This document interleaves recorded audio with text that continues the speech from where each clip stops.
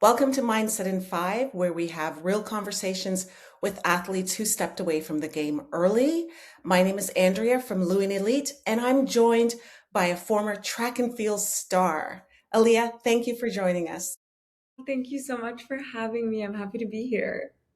Okay, let's jump right in. Take us back to your competition days. When did you start in the sport?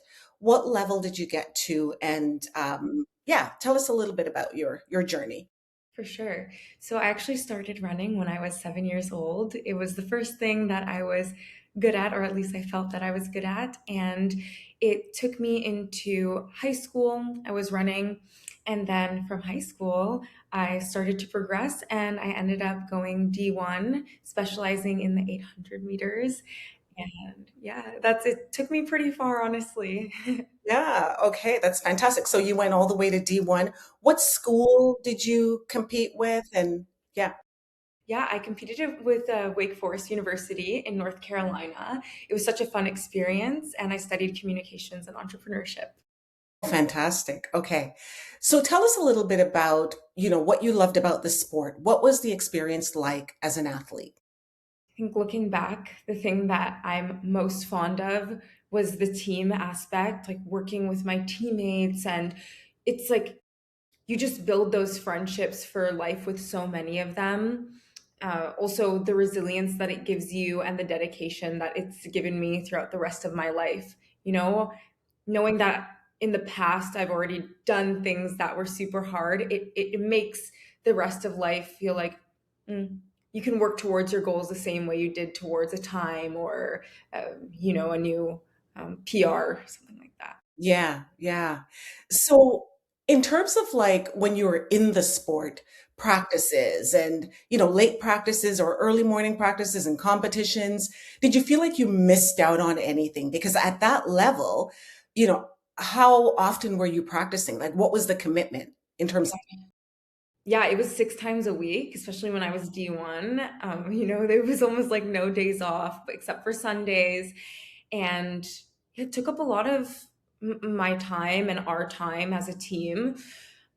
And looking back, I think in the moment when you're in college and you're young, you're feeling like you're missing out on things, but reality, the missing out was like going to a party or something. And when I look back, I'm proud of the things that I missed in those times. But do I wish that like I still had more balance at the same time and maybe more understanding from like the coaches and all those things? I think me and my teammates would talk about that a lot because sometimes you would feel like you want to be defiant. Like you're telling me I can't do all these things, so then I want to. And you want to live like in some form a regular student life or like young person's life. So as an athlete, like it really is give or take. Do I regret the things that I missed out on? In a lot of ways, no. Because I think the experience you gain from it is like so valuable for the rest of your life, and I'm more proud of those moments than anything else. yeah. So you mentioned the friendships that you gained through them. Do you see those friends now? Do you still have those friendships? Yeah, oh my gosh. I mean, I think with anybody, like with teammates, like sometimes you grow apart or, things like this. But actually, my best friend was another international student named Laura. She's from Switzerland. And I actually have visited her quite a bit, like her and her family. We got so close, and she's come to Canada.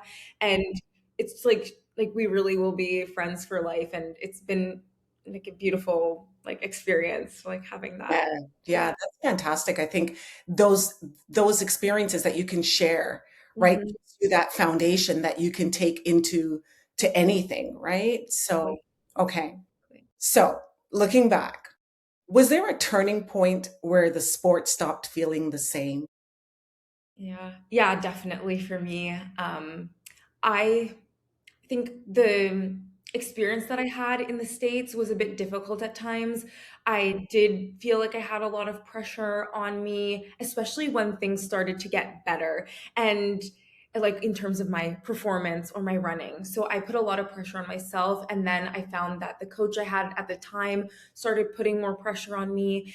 And at the start, it was just like let's see how we can compete and how we can perform out of having fun. And when it switched from that like enjoyment aspect to like we need this, like like striving for it, but like in a more intense way, I found that that didn't work for me.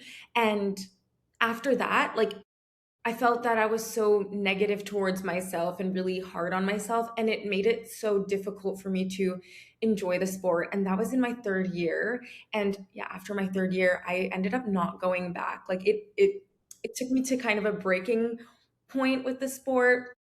I tried running again for a year after, which like I still had good performances, but I found that like my mental wasn't the same. And it's been like 3 years since then, and I'm still working on that. And like, I hope to continue repairing the bond with the sport, but that really was my turning point. And I think sometimes with coaches or athletes, like when you see something going well, I think it's more important to like nurture what has been working. And it's almost like don't, if it's not broken, don't fix it kind of, Yes. you know, Yeah. sometimes. Yeah. Yeah. I'm curious, what was your mindset like at that time?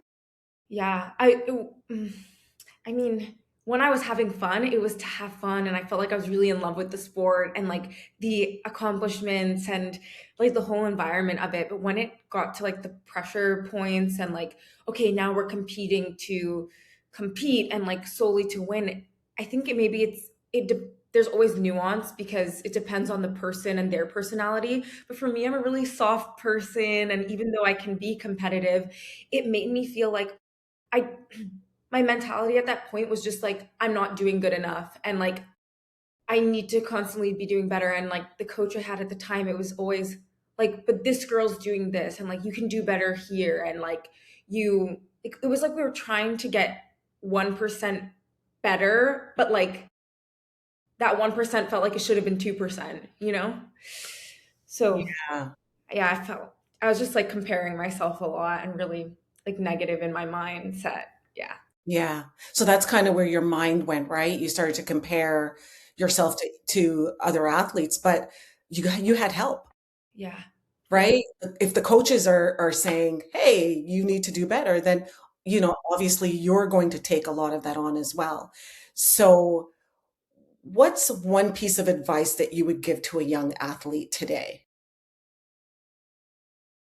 I think the biggest piece of advice I would give, I always say this, and it's really hard to do, but give yourself grace. And when I look back, I always wish that, like,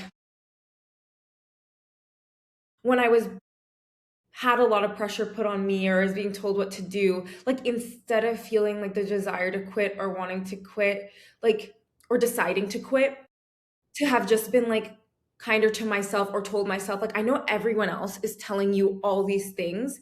But at that point, if you're going to quit anyways, like just be nicer to yourself. Just show up like the best way that you can.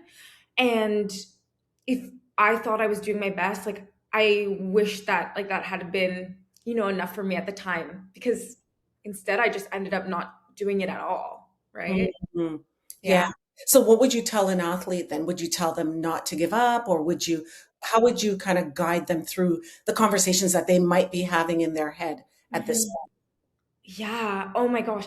That's such a good question because I know when I wanted to give up, like the it wasn't just like a feeling of wanting to give up. It was like I think it comes out in like physical manifestations. Like I was having like anxiety attacks and like it was really tough on like my body, my mental. So I think like at some point when you do get to a breaking point, like in order to also take care of yourself, sometimes you do have to take a break or those things. But like I think overall the message of not giving up, especially when you really care about that thing and you love it long term, like I would say to remind yourself of like your internal why or like finding like sitting with yourself and figuring out like okay, if nobody else was telling me to do this, like what would I actually want to be doing or how would I want to go about that? And yeah, matter. stepping back is not failure. No, it's not honestly. Like, it really It's isn't. the kindest thing that you can do for yourself. Yeah, and Is it's important. Yeah, it's so important. Um, you talked a little bit about the coaches.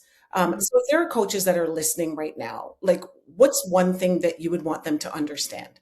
Mhm. I think.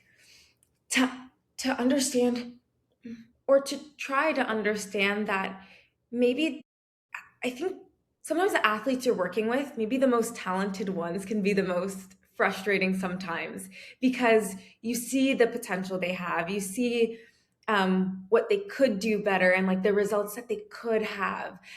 I think it's important to still try to see them as much as like a, a person and less as a product or the things that they can do, and see what they're doing in the moments.